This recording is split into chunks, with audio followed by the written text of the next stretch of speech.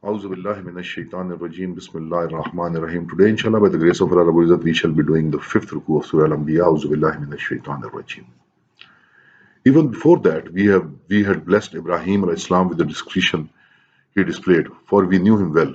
Recall to mind the occasion when he said to his father and his people, "What are these images to which you are so devoted?" They said, "We found our forefathers worshipping them." He said, "You have gone astray, and so had your forefathers manifestly deviated from the right way." They said, "What? Are you presenting your real ideas before us, or are you jesting?" He answered, "Nay. In fact, your Lord is the same who is the Lord of the heavens and the earth and their creator.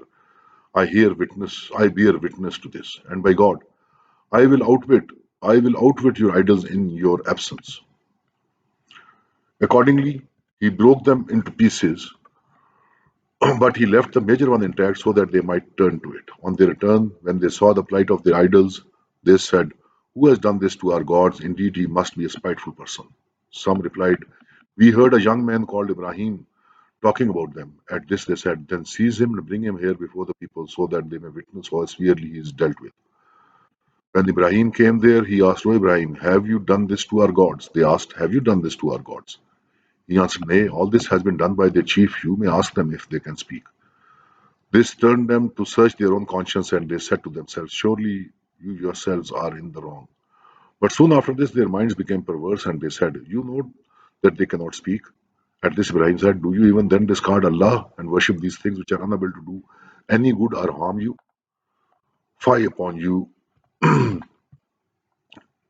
fie upon you." That's what Ibrahim told his people. He said, "And the deities, upon you and the deities you worship instead of Allah. What? Have you got no sense at all?" They said, burn him alive and avenge your gods if you want to take any action."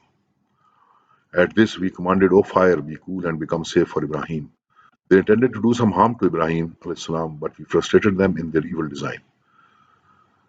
Then we brought him and Lut alayhis salam safely to the land which we have made blessed for all the people of the world. Then we bestowed on him Ishaq alayhis salam and added Yaqub alayhis salam to him, and we made each of them righteous. We appointed them leaders who guided others by our command. We also enjoined them by revelation to do righteous deeds and establish salat and pay zakat dues, and they all worshipped us. And we bestowed judgment and knowledge on Lut alayhis salam and delivered him from that habitation which committed indecent deeds. In deeds, they were a very wicked people, very wicked, perverse, and disobedient people. And we admitted Lut into mercy. He was indeed of the righteous people. Wa akhir dawana, and alhamdulillahi rabbil alamin.